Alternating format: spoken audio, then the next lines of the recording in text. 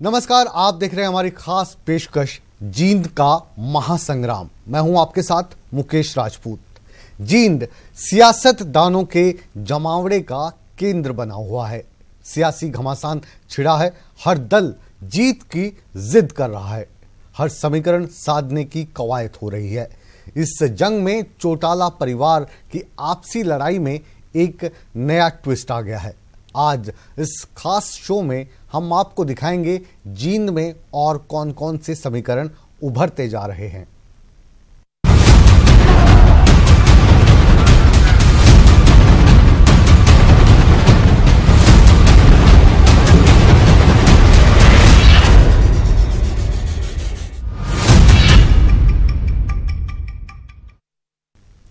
जींद उपचुनाव में कांग्रेस ने अपने बड़े चेहरे के तौर पर रणदीप सुरजेवाला को मैदान में उतारा है। वहीं पर बड़े स्तर पर भी रणनीति बनाई जा रही है। उपचुनाव से ठीक पहले प्रियंका गांधी का ट्रंप कार्ड भी कांग्रेस की ओर से जारी हुआ है। इसके जींद की राजनीति पर क्या असर पड़ेगा, ये एक रोचक बात होगी।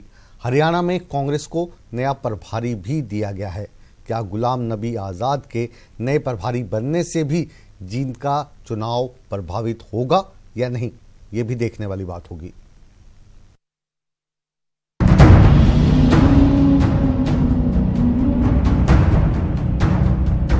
लोकसभा चुनाव से ठीक पहले कांग्रेस ने अपना सबसे बड़ा ट्रंप कार्ड खेल दिया है, यानी प्रियंका गांधी वाड्रा की अब आधिकारिक तौर पर राजनीति के मैदान में एंट्री हो चुकी है। कांग्रेस अध्यक्ष राहुल गांधी ने प्रियंका गांधी को कांग्रेस का महासचिव नियुक्त कर पूर्वी उत्तर प्रदेश की जिम्मेदारी दी है। मेरी बहन जो बहुत केपेबल कर्मठ है कि वो मेरे साथ अब काम करेगी, तो मुझे पर्सनल भी बहुत खुशी हो रही है और एक बहुत अच्छा कदम लिया गया है।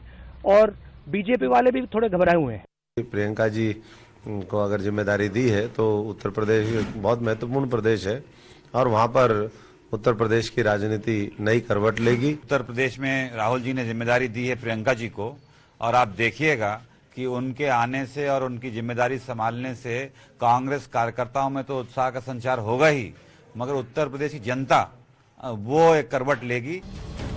वहीं प्रियंका गांधी को कांग्रेस पार्टी का महासचिव बनाए जाने की धमक जींद के चुनावी रण में भी सुनाई दी। भाजपा ने अपनी प्रतिक्रिया देते हुए कहा कि इससे यह सिद्ध हो गया है कि पार्टी चलाना अब राहुल गांधी के बस में नहीं है। कि सोनिया गांधी जी जो लगातार प्रयास कर रही थी पुत्र मुंह में आके कि हम राहुल गांधी के दम पर कांग्रेस को खड़ा करेंगे, तो ये तो उन्होंने मान लिया कि राहुल गांधी के पास वो क्षमता नहीं है। इसके कारण उन्होंने को प्रियंका गांधी को आगे लेकर आना पड़ा। ये पहले भी प्रियंका गांधी सभी प्रकार से मंचों पर जाती रही है, सब कुछ करती रही है, तो जब तब नहीं कुछ कर पाई तो अब क्या कर लेंगे।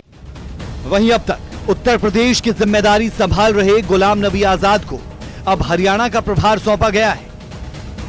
हरियाणा कांग्रेस के बड़े नेताओं को लगता है कि इससे न केवल पार्टी को मजबूती मिलेगी बल्कि चुनाव में भी फायदा होगा। मैं समझता हूं कि पहले से जो मजबूत कांग्रेस थी उसको और मजबूती मिलेगी, और जो हमारा लक्ष्य था 10 की 10 लोकसभा और 80 से ज्यादा विधानसभा जीत करके प्रदेश में सरकार बनाना, केंद्र में राहुल जी को प्रधानमंत्री देखना, वो रास्ता और सुलभ और आसान होगा और बेहतर तरीके से हरियाणा प्रदेश कांग्रेस कमेटी काम करेगी। मैं उनका हरियाणा का प्रभारी बनने पर बहुत बहुत उनको बधाई देता हूं। बहरहाल ये कहना अभी जल्दबाजी होगा कि कांग्रेस संगठन में हो रहे बदलाव का चुनाव पर क्या असर पड़ेगा, लेकिन इतना तो जरूर है कि इस बदलाव से नेता और कार्यकर्ता जरूर उत्साहित नजर आ रहे हैं। जींद से अंकित दुदानी और दिल्ली से अविनाश तिवारी, न्यूज़ 18 हरियाणा।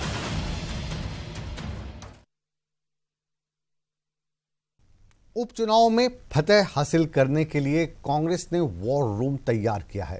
कांग्रेस के वॉर रूम का जायजा ले रहे हैं हमारे संवाददाता अंकित दुदानी। जींद उपचुनाव के अंदर सभी दलों ने अपनी ताकत झोंक दी है और देख सकते हैं हम कांग्रेस के जो प्रत्याशी हैं रणदीप सुरजेवाला, उनके वार रूम के अंदर हैं। यहां से पूरा मैनेज किया जाता है इलेक्शन, और पूरे ये जो आप देख रहे हैं कि हर एक कंप्यूटर के ऊपर, लैपटॉप के ऊपर यहां कार्यकर्ता बैठे हैं और कार्यकर्ता बैठ करके उसको पूरे जो चुनाव को मैनेज करते हैं। यहां फेसबुक पेज आप देख सकते हैं कि फेसबुक पेज के ऊपर जितनी भी खबरें छपती हैं अखबार के अंदर, उसका डाटा रखा जा रहा है कि कौन सी खबर छप रही है, कौन सा खबर किस तरह की लग रही है, उसके ऊपर पूरी नजर रखी जा रही है। तो वहीं रणदीप सुरजेवाला के जो भाषण हैं, गांवों के अंदर जो भाषण दिए जा रहे हैं, वो आम कार्यकर्ताओं तक फैलाए जा रहे हैं। लोग काम कर रहे हैं, उनसे बात करते हैं। आपसे जानना चाहूंगा कि किस तरह से वार रूम के अंदर आप काम कर रहे हैं। हम अलग अलग जितने भी हमारे जिनके कार्यकर्ता है और जिनके वासी है उन तक हमारा जितने भी प्रचार का मटेरियल है वो हम फेसबुक, व्हाट्सएप और SMS द्वारा उनको पहुंचाते हैं। इधर ट्विटर अकाउंट खुला हुआ है, ट्विटर अकाउंट के माध्यम से भी ट्वीट किया जाता है। देखिए आप, ये ट्वीट कर रखा है कि जींद का विकास होगा, सबको लेकर साथ, थामे सिर्फ कांग्रेस का मजबूत हाथ। ईश्वर नैन है जो कि इस पूरे मीडिया सेल को संभाल रहे हैं। आपसे जानना चाहूंगा ईश्वर जी कि किस तरह से संभाल रहे हैं इसको। देखिए, हम पूरे जो वार रूम है सोशल मीडिया के माध्यम से, या हम जैसे कोई कार्यक्रम बनाने हैं, पूरे सिटी का और पूरे गांव का जो मैनेजिंग करनी है, जितने हमारे नेता हैं, चौधरी भूपेंद्र सिंह हुड्डा जी हैं, कुमारी शैलजा जी हैं, हमारे कुलदीप बिश्नोई जी हैं, कैप्टन अजय यादव जी हैं, दीपेंद्र जी हैं, तो जो हमारे प्रत्याशी आदरणीय रणदीप सिंह सुरजेवाला जी है, सब लोगों के कार्यक्रम हम यहाँ से बनाते हैं। हाईटेक जमाना है और अब हाईटेक जमाने के जरिए कांग्रेस आम आदमी तक, आम कार्यकर्ता तक, आम वर्कर तक और आम आदमी तक पहुंच रही है और अपने प्रचार को कर रही है और जीत की अपील कर रही है। कैमरामैन लालता प्रसाद के साथ अंकित दुधानी, न्यूज़ 18 हरियाणा, जींद। जींद की जंग में चुनाव प्रचार तेज हो गया है। भारतीय जनता पार्टी, कांग्रेस, जेजेपी, इनेलो सभी दलों के नेता इस जंग में अपनी पूरी ताकत झोंक रहे हैं। अब बात तो वोटर्स को रिझाने की करें तो इसके लिए भी हर कवायद की जा रही है। जींद विधानसभा चुनाव के मतदान में बेहद कम वक्त बचा है, लिहाजा चुनाव प्रचार अपने चरम पर है। सभी दलों के नेताओं ने जीत के लिए एड़ी चोटी का जोर लगा दिया है। कांग्रेस उम्मीदवार रणदीप सुरजेवाला के लिए केंद्रीय अमला भी जींद में जुट चुका है। बुधवार को पूर्व केंद्रीय मंत्री जितिन प्रसाद ने जींद में प्रचार किया और कांग्रेस की जीत का दावा भी कर दिया। अनुभव और उनके काम करने शैली का हरियाणा में बहुत कांग्रेस को मैं समझता हूं जान पड़ेगी और आप देखिएगा पलट के रख देंगे भाजपा सरकार। जींद की जंग में बीजेपी ने भी पूरा जोर लगाया। बीजेपी उम्मीदवार कृष्ण मिड्ढा ने रोड शो कर शक्ति प्रदर्शन किया। इसके अलावा मनोहर सरकार के कई मंत्री जींद में डेरा डाले हुए हैं।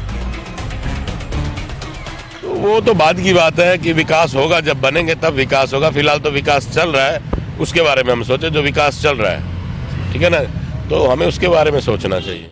ये हरियाणा में माननीय मनोहर लाल जी की नीतियों के ऊपर चुनाव हो रहा है कि व्यवस्था परिवर्तन का काम 50 साल के बाद पहली बार इस सरकार में मनोहर लाल जी ने किया है। क्योंकि आम आदमी ये चाह रहा है कि व्यवस्था परिवर्तन हुआ है कि भारतीय जनता पार्टी के पक्ष में 28 तारीख को मतदान करेगा और आने वाली 31 तारीख को भारतीय जनता पार्टी का प्रत्याशी भारी बहुमत से जींद उपचुनाव जीतेगा। वहीं इनेलो की ओर से अभय चौटाला ने धुआंधार प्रचार किया और उमेद सिंह रेणु के लिए प्रचार किया। वोट चौधरी ओम प्रकाश चौटाला के नाम की है, vote Indian National Lokdal party के नाम की है, vote Indian National Lokdal party के संस्थापक चौधरी देवीलाल के नाम की, उनकी नीतियों की है।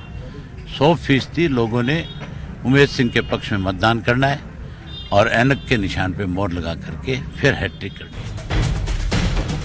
उधर प्रशासन चुनाव की तैयारियां मुकम्मल करने में जुटा है और कोशिश शांतिपूर्वक चुनाव करवाने की। ऑफ व्हीकल्स पे रिस्ट्रिक्शन होगी, आउटसाइडर्स की कोई भी मूवमेंट यहाँ होनी नहीं चाहिए, सिर्फ रजिस्टर्ड वोटर्स यहाँ रहेंगे और आउटसाइडर्स किसी भी जगह पे यहाँ रह नहीं सकते हैं और उसी तरह की उनकी गाड़ियां भी, आउटसाइडर्स की गाड़ियां भी यहाँ पे रह नहीं पाएंगी। काबिल गौर है कि 28 जनवरी को जींद में मतदान होगा और 31 जनवरी को उम्मीदवारों की किस्मत का फैसला। 26 जनवरी को शाम 5 बजे से प्रचार का शोर थम जाएगा। जींद से अंकित दुधानी और विजेंद्र कुमार, न्यूज़ 18 हरियाणा।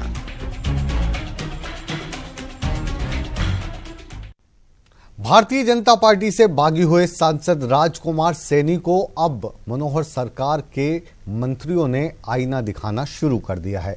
जी हां, हम बात कर रहे हैं राज्य मंत्री नायब सैनी ने राजकुमार सैनी को उस बयान पर किस तरीके से आईना दिखाया जिसमें वो 5 करोड़ रुपए की ऑफर का आरोप लगा रहे थे।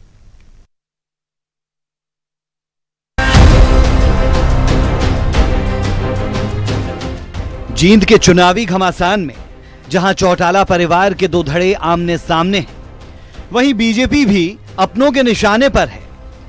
उपचुनाव में अपना उम्मीदवार उतारकर राजकुमार सैनी लगातार बीजेपी की मुखालफत कर रहे हैं, तो अब बीजेपी नेताओं ने भी राजकुमार सैनी को आड़े हाथों लिया। मनोहर सरकार में राज्य मंत्री नायब सैनी ने राजकुमार सैनी के बयान पर पलटवार किया और कहा कि राजकुमार सैनी का कद 500 करोड़ का नहीं है। देखिए, वो तो सुर्खियों में बना रहना चाहता है। भारतीय जनता पार्टी अगर 500 करोड़ रुपया उसको ऑफर देती है तो ये मुझे गले नहीं उतर रही बात है। उसके गले कैसे उतर रही है? उसके गले कैसे उतर रही है वो बात? दरअसल राजकुमार सैनी ने 17 जनवरी को बीजेपी को लेकर बड़ा बयान दिया था। राजकुमार सैनी ने कहा था कि बीजेपी ऐसी अफवाह उड़ा रही है कि राजकुमार सैनी को 500 करोड़ का ऑफर किया गया है। आज बीजेपी सिर्फ राजकुमार सैनी का नाम लेके अफवाहों का बाजार गर्म कर रही है। 500 करोड़ की डील होगी, हम हिस्सा लेके आ रहे हैं। 1000 करोड़ की डील होगी, हम हिस्सा लेके आ रहे हैं। हमारे जो लोग हैं उनको कैप्चर करने के लिए राजनीतिक मजबूरियां राजकुमार सैनी को निकालने की बताई जा रही हैं। दरअसल राजकुमार सैनी पिछले लंबे समय से बीजेपी को बगावती तेवर दिखा रहे हैं। राजकुमार सैनी ने नई पार्टी का गठन भी कर लिया है। हालांकि अभी बीजेपी छोड़ी नहीं है, वहीं बीजेपी भी राजकुमार सैनी को निकालने का रिस्क नहीं उठाना चाहती। ऐसे में देखना होगा कि राजकुमार सैनी और बीजेपी के सियासी रिश्तों का आखिर क्या होता है। जींद से अंकित दुदानी, न्यूज़ 18 हरियाणा।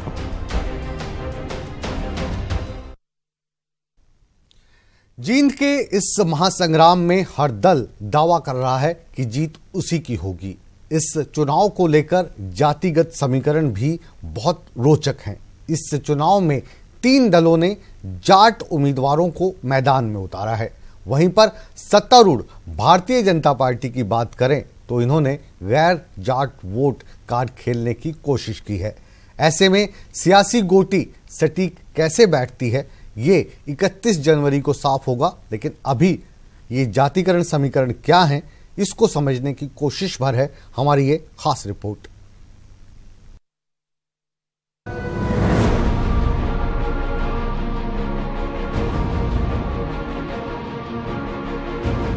चुनाव जींद का है, लेकिन पूरे देश की नजर इस उपचुनाव पर है। इस उपचुनाव के कुछ महीने बाद ही लोकसभा के चुनाव और हरियाणा विधानसभा के चुनाव होने हैं। लिहाजा इस उपचुनाव में हर दल खुद को साबित करने में जुटा है। जातिगत समीकरण से लेकर हर समीकरण साधने की तैयारी हो रही है। उपचुनाव में वादों की बौछार हो रही है। जेजेपी उम्मीदवार ने तो जींद को राजधानी बनाने तक का वादा कर दिया है। सड़कों का मामला नहीं है, ओवरऑल डेवलपमेंट इंडेक्स में ये 22वें नंबर पर है। इसे हम प्रथम स्थान पर लाना चाहते हैं। हमारी सरकार अगर कल को बनेगी तो उसकी राजनीतिक राजधानी और उसके जो विकास के पट और द्वार खुलेंगे वो जींद की धरती से खुलेंगे, मैं ऐसा विश्वास। कांग्रेस उम्मीदवार रणदीप सुरजेवाला के अपने अलग दावे हैं। सुरजेवाला का कहना है कि जींद में उनकी जीत होगी और यहीं से खट्टर की उल्टी गिनती की शुरुआत होगी। खट्टर सरकार की उल्टी गिनती शुरू है। जींद का उपचुनाव का परिणाम कांग्रेस के हक में आते ही 90 दिन में खट्टर सरकार गिर जाए। खट्टर सरकार की उल्टी गिनती शुरू है। जींद का उपचुनाव का परिणाम कांग्रेस के हक में आते ही 90 दिन में खट्टर सरकार गिर जाए। जींद विधानसभा सीट पर बीजेपी को कभी जीत नसीब नहीं हुई, लेकिन बीजेपी उम्मीदवार कृष्ण मिड्ढा का दावा है कि इस बार इतिहास बदलेगा। समर्थन का जहाँ तक सवाल है, बहुत बढ़िया इलेक्शन चल रहा है और मालिक ने चाहा, उस परमपिता परमात्मा की कृपा से हम इलेक्शन जीतकर सीएम साहब की झोली में सीट को डालने का काम करेंगे और जींद का एक नया कीर्तिमान स्थापित होगा। जींद में पहली बार भारतीय जनता पार्टी अपनी सीट निकालेगी। इनेलो नेता अभय चौटाला के मुताबिक जींद की जनता बाहरी उम्मीदवारों पर भरोसा बिल्कुल नहीं जताएगी। वो उमेद सिंह रेणु को ही जींद का असल निवासी करार दे रहे हैं। आप लोगों को केवल एक बात का ध्यान रखने की जरूरत है कि अपना कौन है, पराया कौन है। कांग्रेस पार्टी के पास पूरे जींद के सब क्षेत्र में ऐसा कोई कार्यकर्ता नहीं मिला उनको जिसको कांग्रेस के लोग अपना पार्टी का उम्मीदवार बना करके आपके बीच में भेज देते।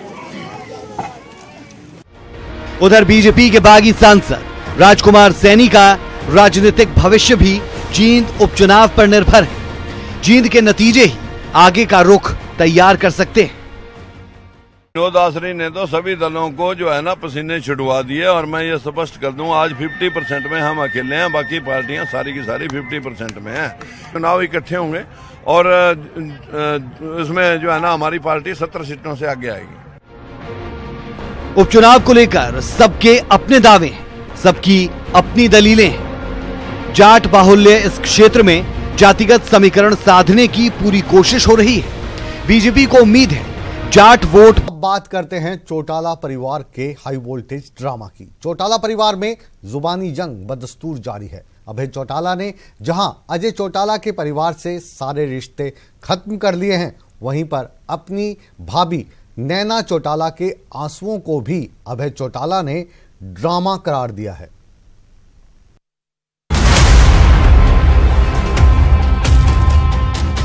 ससुर ने बेटे को गद्दार करार दिया, देशद्रोही कह डाला। सास ने नालायक के ओहदे से नवाजा तो भरी महफिल में बहू की रुसवाई दिखी, आंखें डबडबा गई। क्या मैं बोलूं, मैं दूसरे का जब मेरा नाम आता है तो मुझे ये लगता है कि भगवान ने ना सारी मुसीबतें उस बच्चे को दे दी।